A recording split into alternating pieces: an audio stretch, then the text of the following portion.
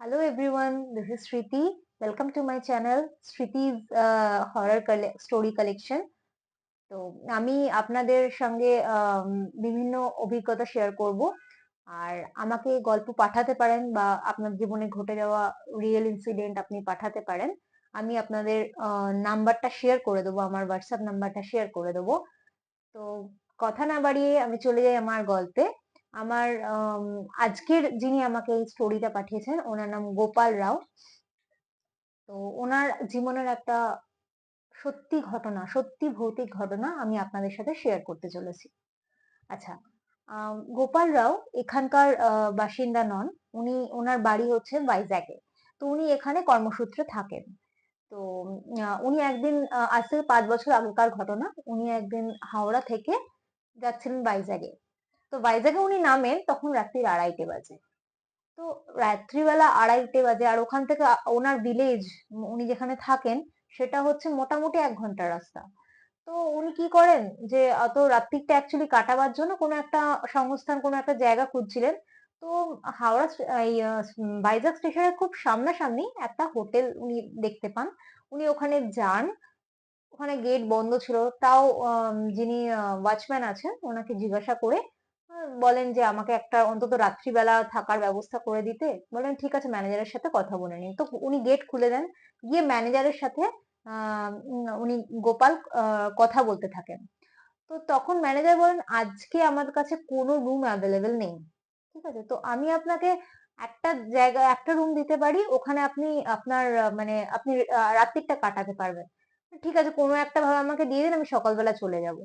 তো উনি কি করেন, বলেন যে উনি ডিরেকশন দিয়ে দেন। ইভেন ওনাকে কিছু মানে গিয়েও দিয়ে আসেনি। উনি ডিরেকশন দিয়ে দেন যে সোজা গিয়ে ডান দিকে চলে যাবেন, ওখানে একটা রুম আছে, ওখানে আপনি চলে যাবেন, ওখানে আপনি আপনার মানে রাত্রিটা কাটিয়ে নেবেন।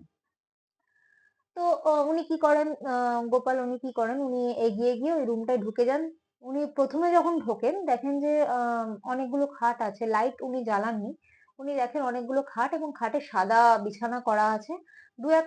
দু একটা খাটে মানে লোকজন গায়ে ঢাকা দিয়ে শুয়ে আছে, ডরমেটরিতে যেরকম হয় সেরকম আর কি।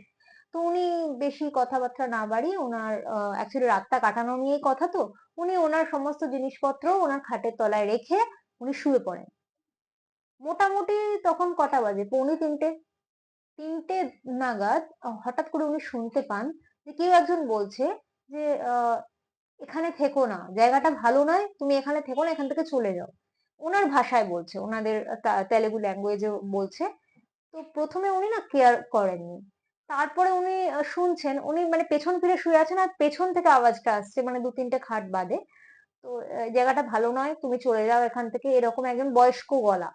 তো উনি উঠে উনি এই কথাটা শোনার পর না উনি ভাবেন যে কি বলছে, উনি আর ডিসকভার করতে জানে ওটা কে বলছে।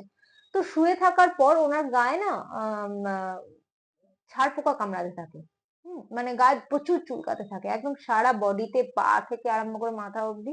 তো উনি খুব বিরক্ত হন। উনি এবার কি করেন, উনি উঠে বসেন। ঠিক আছে, গা এরম ভাবে ঝাড়তে থাকেন। উনি উঠে বসেন, দেখছেন যে কিছু নেই, যে হাত দিয়ে ধরার চেষ্টা করছে, কোনো পোকা ফোকা কিছু পাচ্ছে না। হুম উনি এবার কি করেন, ওনার ফোনের লাইটটা জ্বালান। জ্বালিয়ে পোকা কোথায় আছে, মশা কামড়াচ্ছে না পোকা আছে দেখার চেষ্টা করেন। দেখতে গিয়ে উনি দেখেন যে উনি এবার কোথা থেকে আওয়াজটা আসছে, উনি চারিদিকে ফোনের টর্চটাকে ঘুরিয়ে দেখেন। অদ্ভুত কথা কি, ওই ঘরে একটাও খাট ছিল না, ওনার খাটটা ছাড়া। উনি ওটা দেখে ওনার অবস্থা পুরো মানে ওখানেই খারাপ হয়ে যায়। উনি তাড়াতাড়ি করে ওখান থেকে মানে ব্যাগপত্র নিয়ে, তখন 3:10-15 বাজে, তাড়াতাড়ি করে উনি ঘরটা থেকে বেরিয়ে আসেন। দরজাটা যখন বন্ধ করে কোনো রকমে বেরোচ্ছেন, হাঁপাতে হাঁপাতে গলদঘর্ম হয়ে গেছেন যখন, উনি দেখেন দরজায় লেখা আছে রেস্ট্রিক্টেড। উনি তাড়াতাড়ি করে বেরিয়ে এসে ম্যানেজারকে বলেন আপনি আমাকে কোন ঘরে শুতে দিয়েছিলেন। না, আমার কাছে কোনো ঘর ফাঁকা ছিল না, কেন, ওই ঘরে তো সবাই থাকতে পারে। হ্যাঁ, আপনার কি হলো অসুবিধা? তো মানে ওনার সঙ্গে আর বেশি কথাবার্তায় যাননি। অ্যাকচুয়ালি ওই ঘরটা হচ্ছে রেস্ট্রিক্টেড, অনেক দিনের পুরনো, মানে আহ, যে ওই টর্চের আলো যেটুকু দেখেছিল চারিদিকে মানে ধুল ঝুল, ঝুলপুল লেগে আছে। একটাই মাত্র খাট যেখানে উনি মানে ওনাকে শোয়ার জন্য দিয়েছিল। হ্যাঁ, কিন্তু উনি যখন প্রথম এসেছিল তখন উনি শাড়ি দিয়ে খাট দেখেছিলেন। এবং প্রত্যেকটা খাটে সাদা চাদর মুড়ি দিয়ে লোক শুয়ে আছে সেটুকুও দেখেছিলেন উনি। তো এই একটা ভয়ঙ্কর অভিজ্ঞতা ওনার সাথে হয়েছিল। তারপর থেকে উনি আর রাত্রিবেলা কোনোদিন মানে ট্রাভেল করলেও ভাইজ্যাগে কোনোদিন নামেন না। এমন ট্রেন ধরেন যাতে ভাইজ্যাগে পরের দিন সকালবেলা পৌঁছাতে পারে বা এমন সময় পৌঁছাতে পারে যেখান থেকে উনি মানে ভেহিকেল অ্যাভেলেবেল পান এবং ওনার গন্তব্যস্থানে যেতে পারেন। তো বলবেন গল্পটা কিরকম লাগলো, আর আশা করি সবার ভালো লাগলো। আর আপনারা যদি আপনাদের লাইফের রিয়েল ইনসিডেন্ট, ভৌতিক ঘটনা আমাকে পাঠাতে চান, আমাকে প্লিজ সাবস্ক্রাইব করুন এবং আমি একটা নাম্বার দিয়ে দেবো আমার হোয়াটসঅ্যাপ নাম্বারে। আপনারা ভয়েস পাঠিয়ে দিতে পারেন। আমি সেইটা শুনে আপনাদের নাম বলে অবশ্যই আপনাদের ঘটনা উপস্থাপনা করার চেষ্টা করব। নমস্কার, আজকের মতো গুড নাইট, শুভরাত্রি।